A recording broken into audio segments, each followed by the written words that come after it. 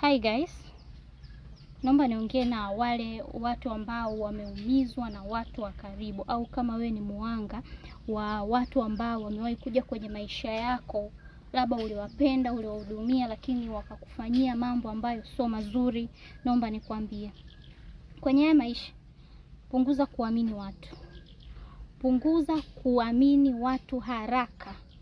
Kuna kuamini watu completely na kuamini watu haraka.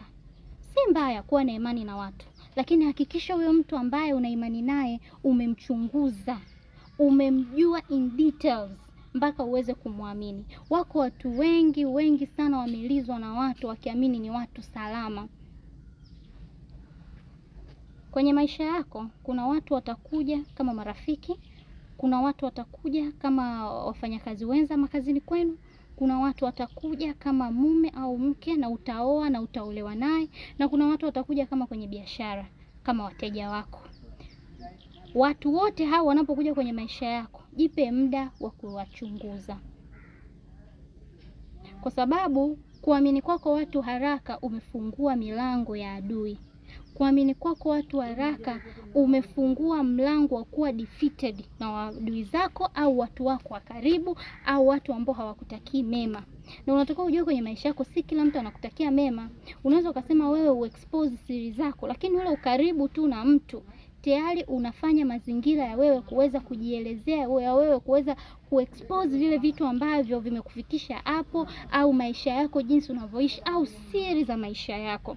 Na adui bwana huwa amdhuru mtu ambaye hana details naye. Yaani iko hivyo. Adui anamdhuru mtu ambaye ana details, yani yuko full informed na wewe, ndio anaweza kukudhuru. Kuna watu kwenye sasa basi. Kuna story moja ya Samsoni na Delila. Unaona jinsi gani Samsoni alivyokuwa na siri yake ameitunza kwa miaka yote. Samsoni hakuwahi kushare siri yake na mtu yoyote. Aliitunza kwa uaminifu kwa sababu ile ndio ilikuwa siri ya mafanikio ya Samsoni. Sasa wewe kwa kuamini kwako watu kunaweza kukakufanyia kutokewa kwa mambo ambayo yalimtokea Samsoni. Lakini at the end of the day unaona Delila alipandwa kwenye maisha ya Samsoni. And what happened? Samsoni akaweza kuwa defeated na maadui zake. Ndivyo ilivyo na wewe kwenye maisha yako. Uko kwenye biashara, kuna mtu anafanya same business na wewe, lakini leo anakuja kwenye biashara yako, ananunua kitu kile ambacho anakiuza dukani kwako. Unahisi ni kawaida? Unahisi huyu mtu ni rafiki mzuri kwenye biashara? Kwa kuwa makini. Kama mtu unajua kabisa huyu ni mteja wangu, muombe Mungu akupe macho ya rohoni uone huyu ni mteja au huyu amekuja kuspy. Kuna mtu anauza biashara kama yako, atakuja leo atachukua kitu ambacho unakiuza, atanunua kwa bei ambayo wewe umempa elekezi. Yeye anachokitaka kujua thamani ya kitu chako kikoje, na yeye akatafute thamani ya kitu chake akilete sokoni auze kwa bei cheap ili aibe wateja wako wote ameshe kwako. Na wewe utamchukulia kama ni mteja. Kuweni makini. Si kila mtu anakuja kwenye maisha yako anakuja kwa nia njema. Kuna watu wanapandwa ili kuja kukudestroy. Kuna mwanamke utaoa ndani kaka, ni hasara tupu, ni maumivu, hakuna chochote ambacho unafanikiwa kwenye maisha yako. Amepandwa. Kuna mtu atakuja kwenye maisha yako ni mume, atakuoa, lakini wewe ni majuto kwenye maisha yako. Wengine mpaka mnakufa. Ina maana adui amepanda, yani amempanda pale aje kudestroy hatima yako. Kuna watu leo wanauliwa kwenye ndoa wakizani kwamba wanaume wakuwapenda, wale wapenda, lakini so you have to be very careful na watu ambao unawakaribisha kwenye maisha yako. Kuna watu watakuja kama marafiki, lakini wameadhimia kuja kukuua wewe. Kuna watu wanapandwa na watu kwa ajili ya kuja kukudestroy, na kuna watu wanajipanda wenyewe. Mtu anaona mafanikio yako anakuja kujipanda, anakuchunguza mpaka anajua udhaifu wako ni nini, afu mwisho siku anaenda kukuanika. Mwingine anatumwa, amepewa hela kama Delila kwamba nenda pale kakamilishe misheni yetu hii, percentage zako ni hizi. Sasa usifungue tu siri zako kwa kila mtu. Do not expose yourself to the extent unatoa siri zako zote. Kuna watu wanapandwa kwenye maisha yenu. Kuna mtu anapandwa kwenye familia yako. Mtamsaidia mtu huko sijui alikotoka, mtasema tumlee, ni mtoto yatima. Atafika pale kumbe adui amepandwa kwenye familia yenu, atakuja kudestroy familia nzima.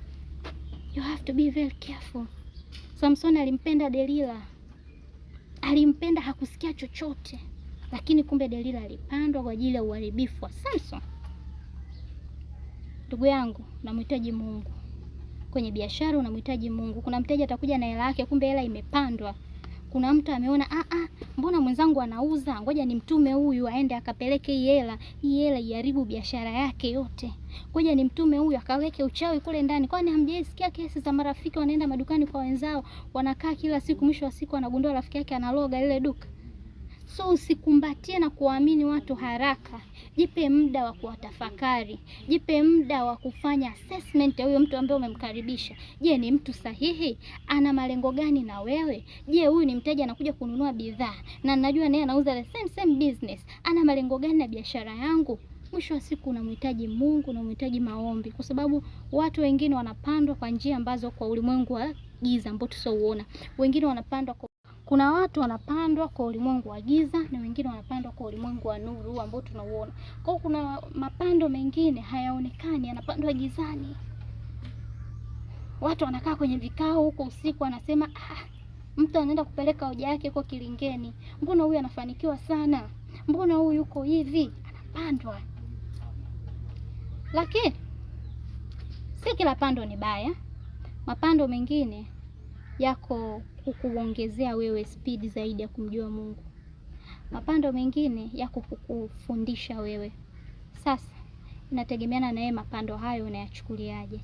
Ila kama unaona uko weak kupokea hizo changamoto za watu ambao wako karibu na wewe, basi epuka kuwasogeza watu karibu sana. Epuka kuwaambia watu vitu vinavyokuhusu wewe. Kimpata mtu anahitaji kuwa urafiki na wewe, msome, mchunguze, angalia njia zake, mtafakari, afu mshirikishe Mungu. Kwamba Mungu, huyu dada, huyu kaka amekuja, anahitaji awe rafiki yangu kwenye biashara, anahitaji awe partner kwenye biashara, anahitaji awe mume wangu, anahitaji awe mke wangu. Je, Mungu ni mtu sahihi? Kwa sababu unaweza kukimbia kuoa, ukakuta unaoa unafukuzwa kazi, kila kitu maisha yakawa magumu, au unakuta unaolewa sehemu ambayo ndo mwanaume anakupiga, anakuua, ukatili wa kila aina, au unaolewa sehemu maisha yanakuwa finywa duni kabisa. Kwa hiyo mshirikisheni Mungu kwenye kila mtu anayekuja kwenye maisha yako. Hata kama ni biashara unapokea hela, ipokee, itakase kwa damu ya Yesu. Mwambie Bwana Mungu au Bwana Yesu, hii hela naitakasa kwa damu yako. Chochote kisije kikawa kimepanda kupitia hii hela. Utaona ukifanikiwa, utaona ukiprosper katika mambo yako yote, either kwenye ndoa, either kwenye biashara, either kwenye kila kitu. So be careful. Angalia watu wanakuja kwenye maisha yako, usikumbatie tu mtu amekuja eti rafiki nini, unaanza kumwonyesha kwako.